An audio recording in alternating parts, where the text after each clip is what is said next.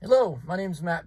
I have a hobby with a YouTube channel, but I am a professional truck driver. I work as an independent contractor, and I have just recently started a lease on a 2024 Peterbilt, and I've made the decision to install the Aperia with the Aperia Connect. I've seen some videos out from people with some thoughts on the Halo system. It was part of my research. I've decided to go with it. It gives me a lot of peace of mind, and I see potential for savings as well as reduction in downtime. So I'm going to go ahead now and take you through my install video that I've done myself on the Aperia Connect. And during the video, you'll learn to understand what the Aperia Connect does in addition to the tire inflation that's done through the Halos and the information that it provides. So stay tuned. Hello, welcome to my install video on a Halo Connect system. So backstory on this is a 2024 Peterbilt that I just got at the Telelease truck. And I installed the Halos last weekend myself. Really no point in doing an install video on that. The video that's out from Halo is fantastic as far as how to install. I didn't have any issues with that install whatsoever. I would recommend getting the tire tool because the valve stem, try to see if I can actually show you one. It's easy to see. That valve stem connection that's on the bottom of the tire is a bear to get to. It's very difficult to get your hand in there. As you can see, it's not visible. So that one can be a little tough. So the tire tool that they have, it's probably a good idea to have that. Also in my case, I don't want to pay any additional uptime for tire replacement on the road if I have to. So I'll try to have the Halo disconnected before the shop shows up to replace the tire, so it would be nice to have it in the truck. But anyway, that went easy. So why the Halo Connect? So this brain is what's necessary for the tire pressure monitoring, which is what's going to go on each one of the connections on the Halos to communicate. So it's not a system where you attach these, you download an app, and you see the information inside your truck real time. It needs that brain. And I didn't know that initially when I purchased it. It was pretty expensive, but in my mind, it's a valuable investment for the simple fact that if the compressors are running to air up a tire that has a puncture, you need to know, right? So as far as the justification for the expense, if the TPMSs detect a fault in the tire, I want the ability to know that it is inflating the tire and keeping the tire up. And then when it's most cost effective for me, I want to get that tire repaired before I have to replace it. So that's my justification. My concern came in with this being a lease truck and a 36-month lease of how I was going to install this. And there's great tutorials. Matter of fact, there is a QR code that you're going to get in the packaging, which, by the way, the packaging on this stuff went phenomenal. Everything's easily laid out. So you're going to get a QR code. So you go to the QR code and it gives you step-by-step instructions for several types of installs. So initially I didn't want to put the GPS antenna on the outside of the truck, but running it internally is probably going to be more of an issue than it's worth as far as mapping that all the way to the front to have it on the windshield. So I think what I'm going to do is I'm going to run my antenna wires out through the hole that's already there for the inverter, and then come up through all the way up to the top and mount it somewhere up here on the cross member so it can see the horizon, probably right there. Should be the easiest place, and that should give me sufficient. As far as the TPS antenna down, sorry for my finger keep getting in the way, I didn't put my mobile headset on there. For the TPS antenna down, there is a hole on the Peterbilt right here that looks to be a 1/2 inch, and it's going to come down in about the position that it needs to, I hope, with this cross member not being in the way, so that the TPMS is seeing down. We'll test fit that. And then for the power supply, it gives you several options. One of them is a fuse box that's located right here with a tap in to one of the fuses, and the other, which is probably going to be my choice, which is going to be positive and negative off the inverter. And the brain itself is probably going to go on that back wall right there in between those two vents. A little nervous about that location because the vents, it could be a moisture concern there, but I mean, as far as mounting it in here is concerned, there's a possibility I could go here as well. That might streamline and simplify the process a little bit. It's going to be difficult to get in there. So anyway, that's my mindset. I will follow back up with it once it's completely installed and give you my thoughts. Okay, so my exterior components are installed. I chose to go with my trying to get this where you can see it. GPS antenna there. So that's an angle bracket. So basically what I had to do is flatten that bracket out so that I could attach it. Then I run the cable, and the cable runs on the inside edge of the cab, staying away from the exhaust on the night heater, inside of the black plastic conduit.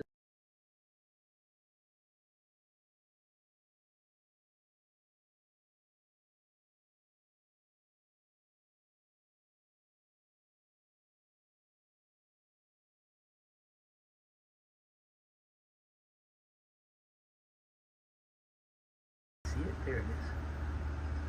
And that's using the adhesive that was provided, and it's enforced the conduit. It goes down.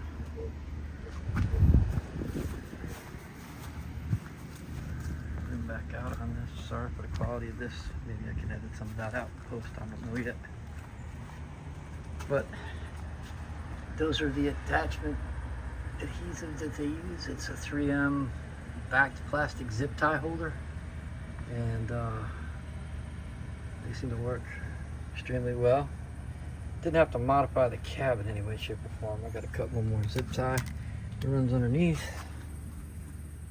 and then all these wires come into the inside, and they come through the existing grommet that was here for the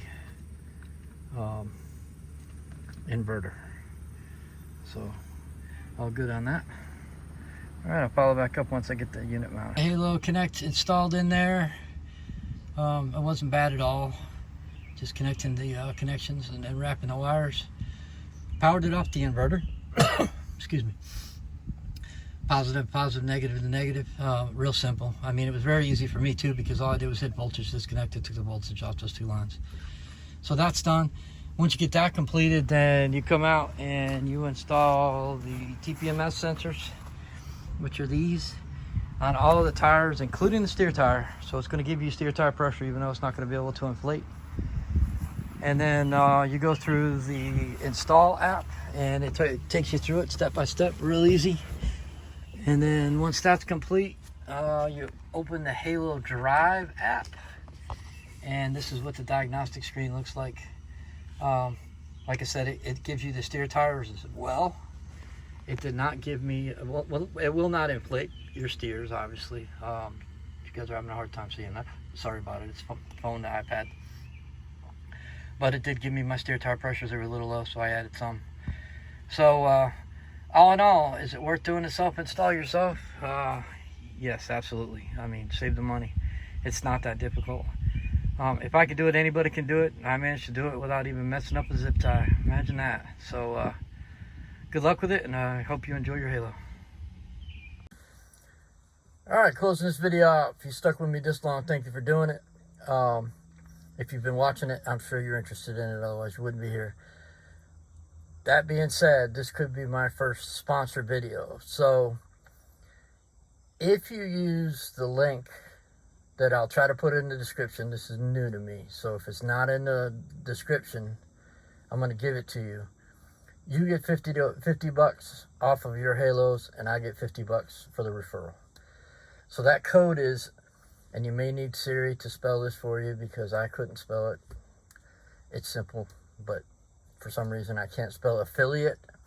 It's AFFILIATE 149. So affiliate 149. When you select your system and you purchase the halos from Aperia, simply put that in the coupon code down in the bottom at your purchase and you get 50 bucks off. So if you do that, I'd appreciate it. It does let Aperia know that people are seeing the videos and that maybe my peace of mind is helping you make your decision. So I would appreciate you doing it.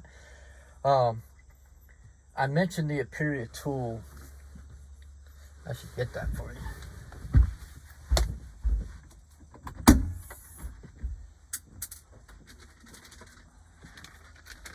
So this is it. It's flexible, and in my mind, this is a must-have, especially if it comes down to you taking the system down yourself before a tire shop shows up to remove it roadside.